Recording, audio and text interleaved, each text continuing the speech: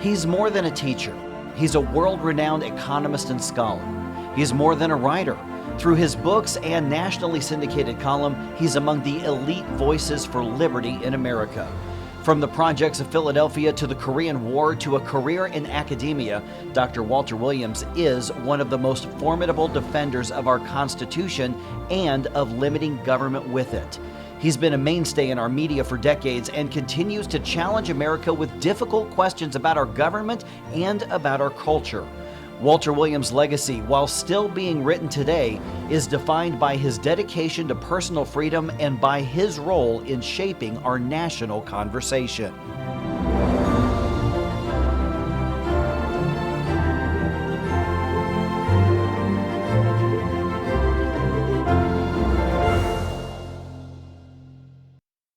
Welcome, everyone. This is Dr. Tawni Hunt Ferrarini with the Hammond Institute for Free Enterprise at Lindenwood University. I am joined today with Walter Williams, and he is here talking about the Constitution. Welcome. Well, thank you very much for inviting me. Well, tell us a little bit more about yourself and why you think the Constitution is important. Well, there's not much to tell you about myself other than I graduated from UCLA in 1972 with a doctorate, and I taught at Temple University for a while. And now I'm starting my 40th year at George Mason University. It won't be 40 more, but... That's great, but you've inspired many with your writings, your op-eds, you've been on radio. What is it that you want to tell the people? Well, sometimes people say, well, Walter, what do you do? What's your job? And I say, my job is to try to convince my fellow Americans on the moral superiority of personal liberty and its main ingredient, limited government. Okay, what do you mean by limited government? Well, the government that our founders envisioned, if you look at the Constitution of the United States, which many people don't look at, there in Article 1, Section 8, it lays out what Congress can do. And there are roughly 21 things, separate things that Congress is authorized to do under the United States Constitution. And I would say that anywhere from 2/3 to 3/4 of what Congress spends on today is not authorized by the Constitution. There is, there is nothing in the Constitution that authorizes Congress to take what belongs to one American and give it to another American to whom it does not belong. And if you look at the federal budget, 2/3 to 3/4 of it is precisely that. That is taking your money and my money and to give it to farmers, taking your money and my money to bail out businesses, doing the same to help foreign countries, taking your money and my money to give to food stamps and other kinds of programs. So the kind of things that Congress is doing, if we did the same thing privately, we get arrested and sent to jail for stealing. And that is, again, the forcible use of one person to serve the purposes of another. And I think that that's illegitimate. And matter of fact, that's a fairly good working definition of slavery. The forcible use of one person to serve the purposes of another. And that's just plain immoral. Well, you just made a statement that's packed with so many interesting things. But for our viewers, let's talk about the importance of the Constitution and why it's important to have a limited government in order for people to prosper and to advance.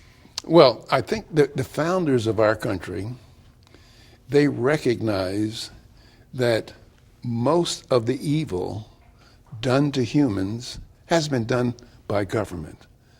Government is the major oppressor of mankind throughout mankind's history.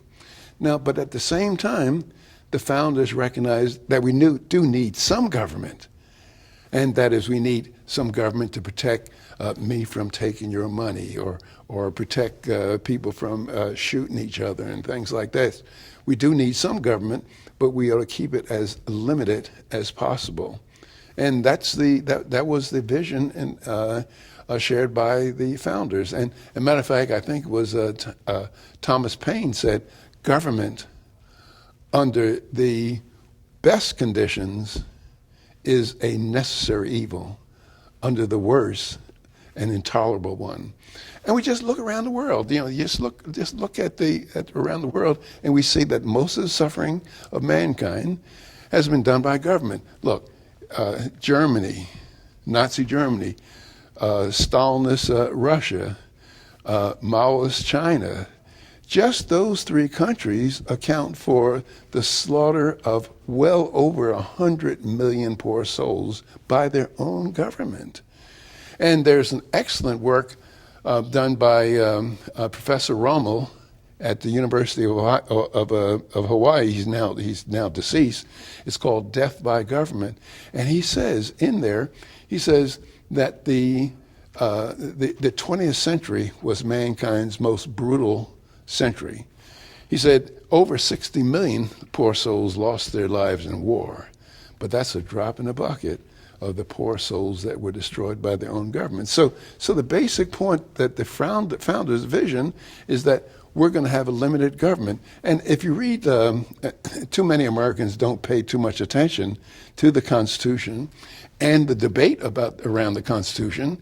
Much of it's reflected in the Federalist Papers that were written by James Madison, the acknowledged father of the Constitution, and John Jay and Alexander Hamilton.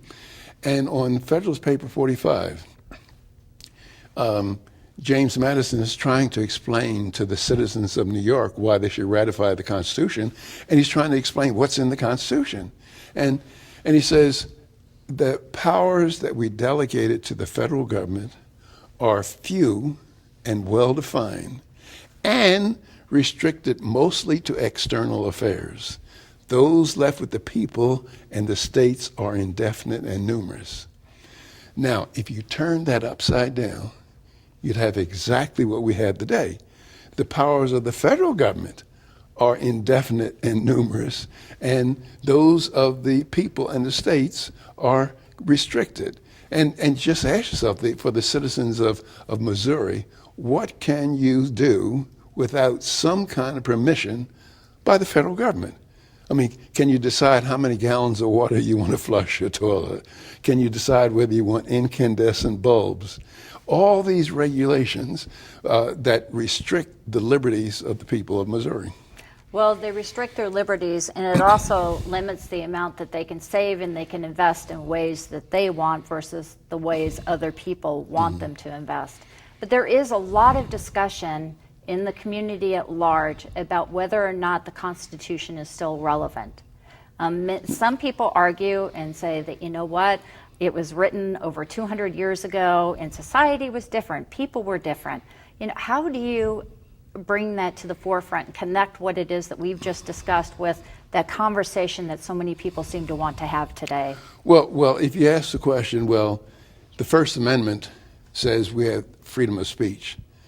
Now, that became part of our Constitution in the 1790s. Is there anything that has changed today whereby we say, oh no, the freedom of speech, that's something old-fashioned. You're going to have regulated speech. Well, no, freedom of speech is an essential human right. And talking about the founders and the Constitution, if you read through the Bill of Rights, you find, what kind of language do you find in the Bill of Rights? You find statements like, Congress shall not disparage, Congress shall not infringe, Congress shall not prohibit. The founders did not have much trust for the Congress, or else why would they put that kind of stuff in there? And I've often suggested that when we pass away, when we die, and if at our next destination we see anything like the Bill of Rights, we know that we're in hell. Because a Bill of Rights in heaven would be an insult to God. It was saying, well, we can't trust God. And so the principles enumerated in the Bill of Rights and the Constitution, they're relevant today because what they're really doing, they're protecting human rights. They're saying, they're putting limits on what government can do to you. They're saying, well, the government cannot tell you what church to go to. The government cannot tell you that you cannot organize and peaceably assemble to protest what government's doing. And then something that people don't understand is the Second Amendment. Now, too many Americans think that the framers gave us the Second Amendment so that we can go deer and duck hunting. That's not true at all. They actually say that they're giving us the Second Amendment so that we have some power to protect ourselves against the central government, namely the Constitution, the Congress of the United States. Well, how do you push back against some of those that say that we should really rethink the Second Amendment with some of the recent events? Well, I kind of worry when you have somebody who wants to disarm the American people. You kind of wonder, what do they have in mind after we're disarmed? Because clearly, in the case of Germany in the 1930s, the people were disarmed. Or in Venezuela, the people were disarmed. And so you have to worry, you have to wonder, you have to ask these people who are saying that the Americans ought to disarm themselves, what do you have in mind for us after you take all of our weapons, after you take away our means to defend ourselves? What do you have in mind? And good question, and it's a question I think many will want to ask and look at the answers, the possible answers. Let's move on to the topic of democratic socialism, which is something that's becoming very popular across campuses and in various communities. What are your thoughts on democratic socialism? Well, I don't think there's such things as democratic socialism. It's socialism. It is socialism. Yes. Okay. And what socialism means is a government ownership and or control over the means of production. That's what socialism and communism means. And you can read Karl Marx's manifesto and get some of his ideas what government should do. And I think that socialism is it works as a real big, large constraint, a strong constraint on personal liberty. And it's unfortunate that young people have fallen for this trick of the people who want to take away our liberties and call it something nice as socialism. And I challenge people to say, well, could you show me where socialism has worked very well? And they can't do it at all. That is, countries that have lived under socialism and communism are in misery. And some people say, well, Williams, there's Sweden, there's Denmark, but those are not socialist countries. Matter of fact, the prime minister of Denmark recently said, I think it was early this year, that we're not a socialist country, and neither is Sweden. And matter of fact, today's socialists who are running for office, they would not like a lot of things about Sweden. That is, for example, Sweden does not have a minimum wage. Sweden has educational vouchers for their kids to go to school. They have very limited regulations. And so our socialists in our country would not be wild about the socialism they see in Sweden. Now, of course, in Sweden and in Denmark, they have a large social welfare program. But the social welfare program is being reduced bit by bit. Well, and a great resource for our viewers who are interested in the topic is the Free to Choose Network. And if you go to their website, they actually have a video series on this very topic about Sweden and whether or not it's socialist. And you'd be pleasantly surprised at some of the things that you discover there. Now let's turn to the discussion of personal liberty. And how can we make it meaningful for the people who are living in the households and operating these businesses across the United States, because it's so easy to transfer responsibility for successes and protection from failures to somebody else. And in many instances, that means government. But when in reality is when we are personally responsible and accountable for our successes and our mistakes, as well as the risks that we take on, we have a tendency to be so much more careful with what we do, our time, how we use our time, our talents, and our energies. And that really is what it's meant by that personal liberty piece. It's the right to pursue life, liberty, and whatever it is that we deem happy without harming or hurting others. And then, by the way, people are most careful when they're spending their own money, and they're the least careful when they're spending somebody else's money. On other people. Yes, on other yes. people. And then when we talk about their own money, we mean their earned money, their Yes. own, yes. So how do we actually reach into the lives of the people and enter their hearts so that they understand when we talk about personal liberty, we're talking and we're connecting them to all of the things that they value most in modern society. And the things that, for most of human history, we lived in poverty. What we're experiencing now is an exception in world history. So how do we link that to personal liberty? I think it's pretty hard. Okay. That is, throughout mankind's history, he's been subject to arbitrary abuse and control by others.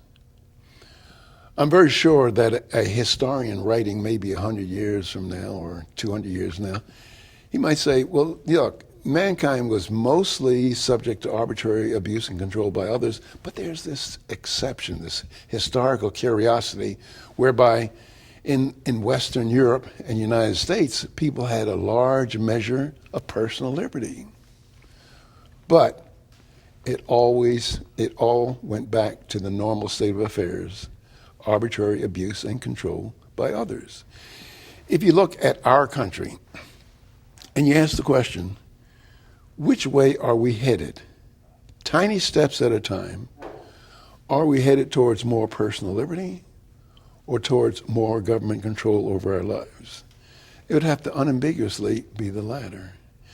And people have asked me, they say, well, Walter, what can be done?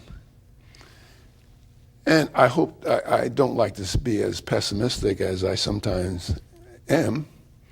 I say, are the American people, as human beings, are we any different from the Romans, the Spanish, the French, the British?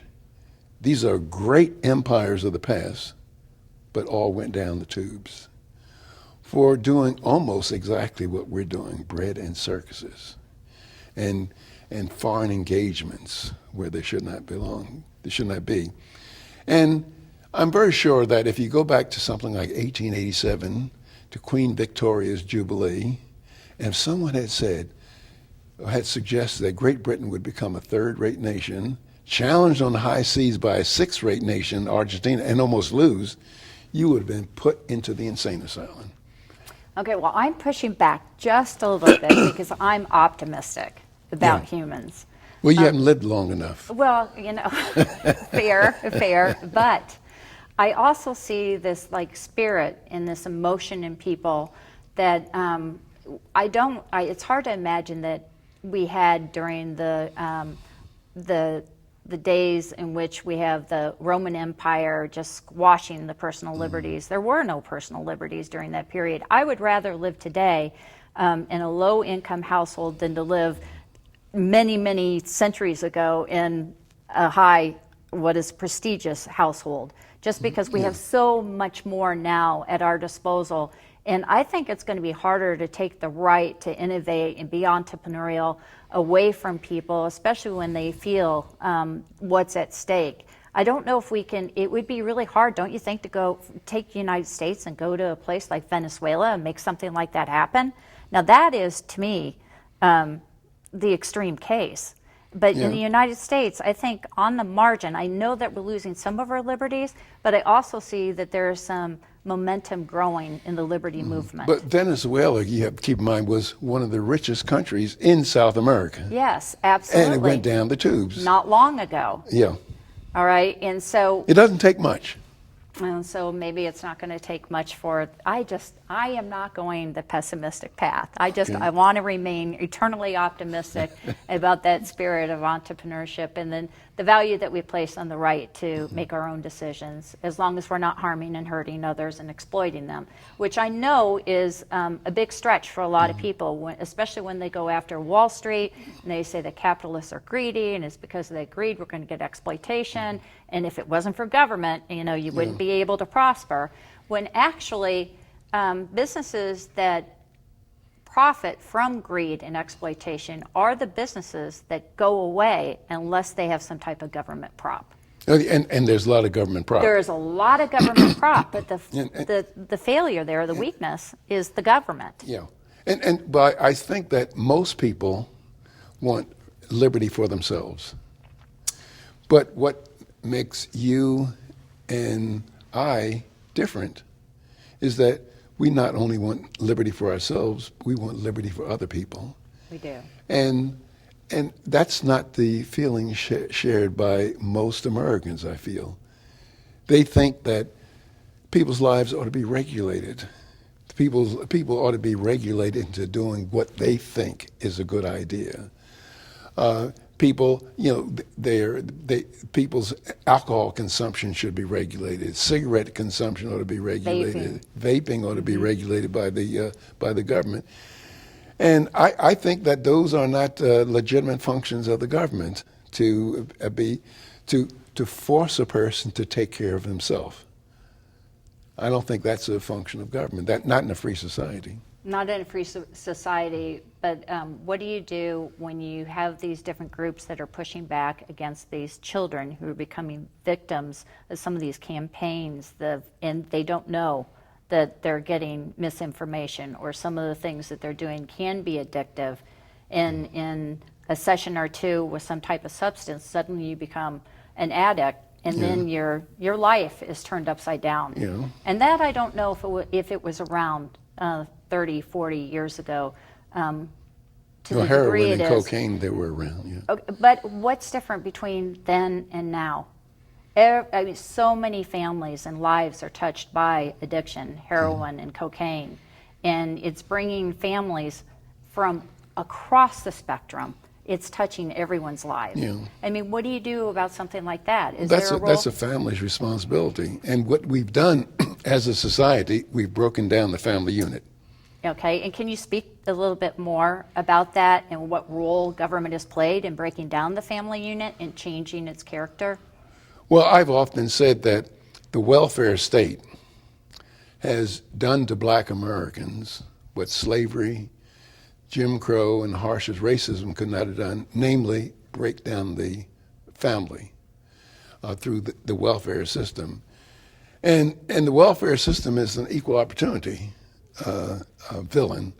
That is, white families are breaking down. That is, right now, in 1940, the illegitimacy rate among blacks was 11% and among whites 3%. Today, the illegitimacy rate among blacks is 75% and among whites 30%. And so you see that there's an attack on the family, I think it's by government, by the welfare state. Can you provide a few details for our viewers, what it is that they're doing to help prop those rates up in terms of illegitimacy and breaking down the family? Well, say that you're a young girl. You live in a very dysfunctional household. Your brother's always in trouble, your father's gone, you don't know who or where your father is, and you're 16 years old. And the government will come along and offer you a proposition. They'll say, look, we'll give you some food stamps, housing, some money. All you have to do is have a baby. Now, that's a tempting proposition for people living in a very, very hostile environment. And so that's one of the ways that the government has contributed to breaking down the family structure of both black and white Americans. And that's without the father present in the household. In fact, many of those benefits go away if the father is involved in the family unit, which explains in part why they have departed or not been active contributors to the households. So when we kind of like bring all of this full circle, what is it that we can do to help reverse this trend and having a more expansive government in our lives? Well, I think we first have to be moral ourselves. We have to show some leadership. We have to ourselves not take handouts from the government.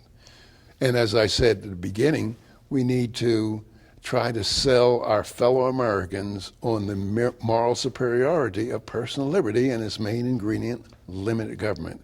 We have to constantly try to beat that into our fellow man to tell him, look, it's wrong what you're doing, taking money, because you're not taking money from government, you're taking it for somebody else, because government doesn't have any money. The only way the government gets any money is to first take it from some other American, and because there's no tooth fairy or Santa Claus. So I think maybe we need to shame people into taking handouts. And that shaming of people not only goes for poor people, it goes to farmers. It goes to big businesses.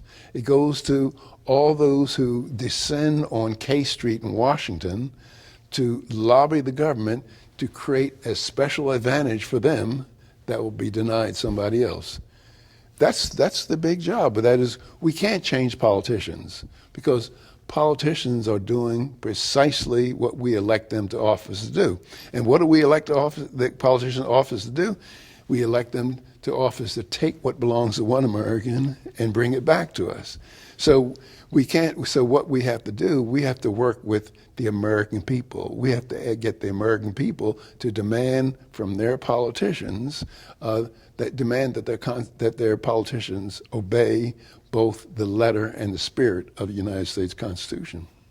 And so that's a great place to stop. Is there anything else that you want our viewers to know? No, not No, necessarily. that's great. Just read the Constitution. Read the Constitution. If you want help understanding the Constitution, then visit the HammondInstitute.org's website.